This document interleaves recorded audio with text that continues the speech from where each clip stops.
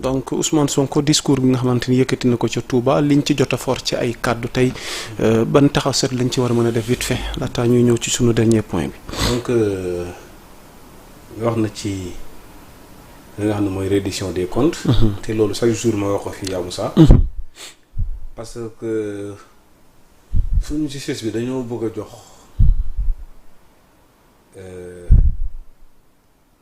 benn xaw ma nan laa ko mën a expliquer comme si booy sàcc daal sàccal ay milliards amul problème ñu koy gérer quoi. ok ñi nga ni nag booy simal fii bu ñu leen jàppee ñoom association de malfaiteurs lañ leen jël. yóbbu leen daal di leen ci kaso bi tëj leen 5 ans 10 ans. alors que les voleurs sont des politiciens. sàcc suñu mooning. tey ku ci dem ñu takkal la bracelet électronique nga dem ku ci dem ñu may la liberté provisoire ba léegi kenn xamul dossier yi fan la mujjee nan la wànneeku wànnentu mujjee kii gëtëm. loolu man perception boobu justice bi di jox Sénégalais yi vraiment man ça m'a fait mal président Ousmane Sonko dikkaat na ci. donc kon tey ñii nekk ministre mën nañoo sàcc ñi nekk directeur mën nañoo sàcc. après bu Diomaye demee aussi y a rien. y aura rien xam nga ku ñu ci jàpp 3 mois 6 mois après ñu bàyyi la nga dem ñibbi sa kër. ok donc man loolu man ça m'a fait mal ci li nga xamante ni moo nekk di xew ci réew mi. le président Diomaye nag il a intérêt à se ressaisir parce que lii nii muy nekk di créer nii ça a été créé en 2021. tout sauf Sonko. et ils n'ont pas réussi. ok kon donc moom moo koy réussir ba pare nar cee ñaaw ki nga xamante ni tey moo la joxoñ nga falu tey nga bëgg koo def noonu ba ku ko saaga nga jël teg ko ci wetam. ku nekk noonam nga jël ko teg ko sa wet. man de lii de yàlla bu ma ko doonee président de la République. ok lii de yàlla bu ma ko amee daraja. ok lii de yàlla bu ma ko amee poste bu dee damaa nar a am poste ña ma àndaloon démb. wala président Ousmane Sonko mii nga xamante ni mooy sama président. ku ko bañ laay àndal. ku ko bëgg du ma ànd ak yow. lii de yàlla bu dee loolu la yàlla bu ma am dara ci politique. président Bassirou Diomaye Faye xoolaatal yàlla ci li ngay def. ok tey jii nit ñaa ngi xëy dama bokk ak keroog benn booy plateau. booy bi APR la ne woon ñëw rejoindre ne na coalition Diomaye président mais émission bi dafa démarrer rek mu dal ci ko Ousmane Sonko question bañ ko laaj ak Ousmane Sonko ça fait deux. kon donc te loolu moo fi amoon en 2021.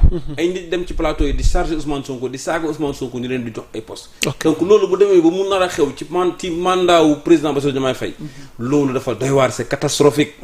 président Bassirou Diomaye Faye da ngaa tuddee Ousmane Sonko doom tuddee yaayam doom lii nguur la day jeex 2029 da nga fi jógee àlakuli àlli rafetal ci game bi sinon da nga ci ñaaw. non loolu nag mu ngi ci loxo suñu borom. ak votu sénégalais. barki alxuraanul karim yaa Moussa Diomaye dafiy jóge 2029 président Bassirou Diomaye Faye du nekk président au Sénégal. Samuel lii boo ko waxee li ma koy ñaanal nag mooy incha allahu rabbi nag yàlla nañu yàlla mettal ak fekke mais. li ma koy bu fekkee nag le contraire posé wu na nag tuub dina la war. dama ne la li ma koy ñaanal lii ñëw ëllëg moom nañ ko bàyyi ak loxo yàlla. li ma koy ñaanal mooy. yàlla na yeggaleeg jàmm mandat bi. ok loolu laa koy ñaanal. ok 2029. danañ abal palais bi ci nii. wala ci na wala ci ne. ok y a pas de souci. On essaie de terminer sur le dernier point doyen Abdoulaye Mbow nag ñu ñëw ci fédération sénégalaise de football. jël nañ dogal ci Pape Thiaw. alors sénégalais yëpp di poser question est-ce que Pape Thiaw rek mooy problème bi ba ñu écarter ko ndax problème bi du fédération gi yëpp moo xam entraîneur bi moo xam staff technique bi alors comment comprendre cette décision ak yow personnellement tey naka nga gisee taxawaayu fédération wi jël.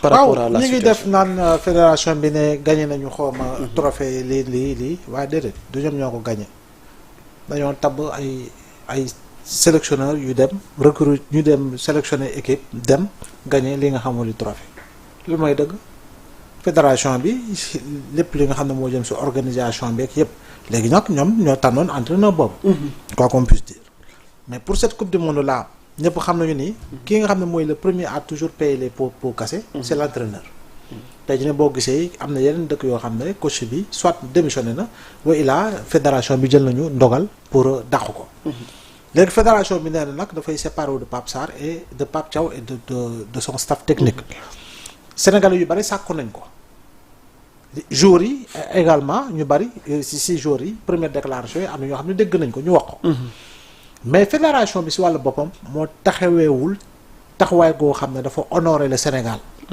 en tout cas pour cette coupe du monde là compte tenu de tout ce qui s'est dit je dis bien parce que ñëpp mënuñu waxandoo ba pare ñu ne ñooñu ñëpp lu ñu wax du dëgg. te ñi wax bari nañu te ñi wax ñu ci bari laa wax ay journalistes lañu. fédération mënta liggéey ak ay influenceurs donc influenceur waaw ak ban type d'influenceur mais fédération mënoo ñëw nga ne mënoo liggéey ak spécialiste de l'information et de la communication. Un professionnel de la communication et de l'information ce n'est pas possible. li ñu dégg nag ci Amérique nee nañu ñu yëkkati kàddu jottali ko ñoo ko wax wax nañu fa gis nañu fa ay butéel xawma li leen sis xawma lu mu tudd gis nañu fa ay créatrice de contenu yoo xam ne sakkan va et vient n'importe quoi mbiru bi lu ñu ci dégg bari na ci Sénégalais yi ñu ko waroon jox ak yeneen yoo xam ne dégg nañ ko fa ci loo xam ne am na ci. fédération boo xam ne bu ñu jógee Coupe d'Afrique bi def nañ fa assemblée générale boo xam ne ñoom seen biir ñoo doon saagante ay saagante yu ñaaw waaw pour lan ay problème prime te foo leen déggee ñuy coow prime te ñoom fu ñu dem ci compétition nee nañu fédération bi yóbbaale na ay nit lan moo fay seen njariñ lan moo fay seen njariñ Cap-Vert demul coupe du monde dégg nga coow ci staffu Cap-Vert ak seen fédération Côte d'Ivoire dégg nga ko fa Ghana dégg nga ko fa Égypte dégg nga ko fa Maroc dégg nga ko fa Sénégal rek nga dégg coow lu mel ni ba ay nit naan la sax daf ñëw fàttali Caire 86 bi ngay dégg ay coow Calamwana ak yeneen ak yeneen fédération bi dëgg bu ñu fi ñëwee ak léegi moom vraiment gisuñu sentiruñu ko ñu bari naan non bon on regrette Augustin oui Augustin a fait son temps mais quand même magistère am yii nii ñu dégg ci fédération bi nga xam ne bu ñu ko falee y a tout juste quelques mois. mais mosu ko dégg ci magistère Augustin. grand lay ana sunu xaalis. tout ce que notre fédération là a amassé. ci diggante bi tout le temps du côté de l'entraîneur du côté des joueurs. non moo tax nous avons toujours des problèmes. ci bu ñu bëggee jot lañ leen dig wala seen xaalis. mais du côté des fédéraux y a aucun problème quoi y a aucun souci. moo tax dañ ko war a saytu. xaalis boobu c'est l'argent public.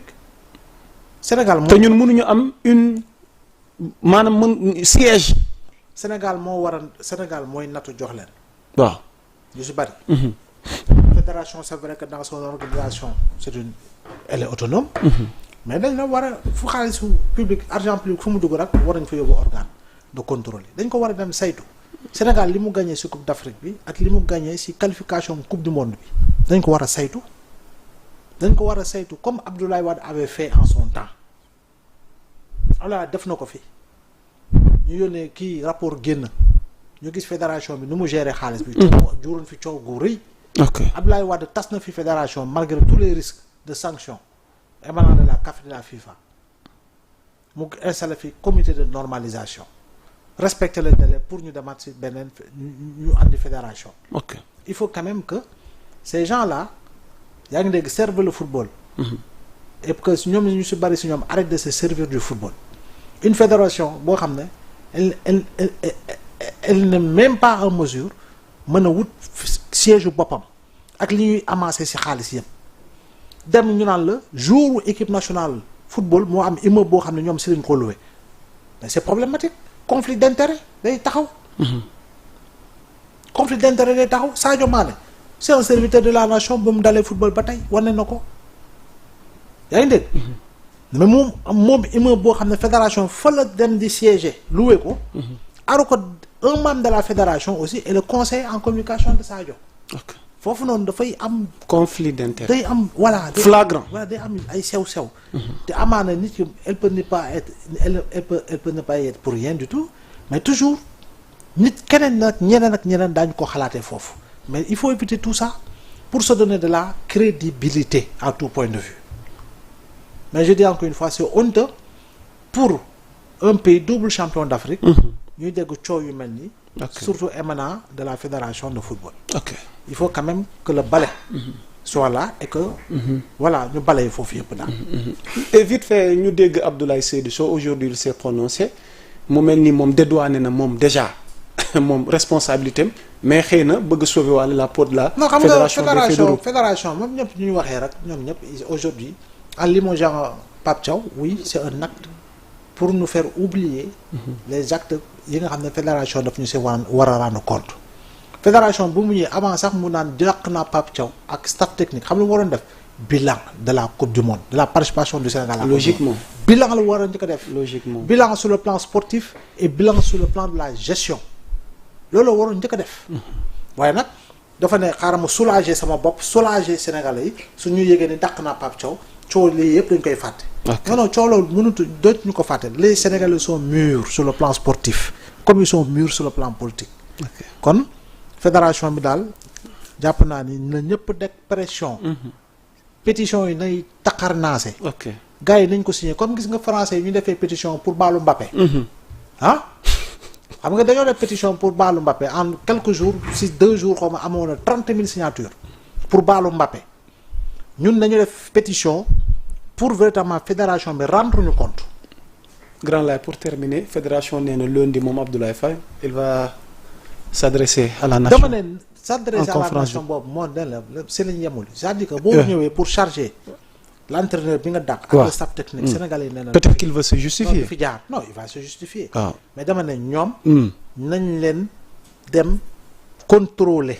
ok xool xaalis bi ñu xam ne Sénégal moo ko moom. ñu jox ko fédération mu war ko gérer.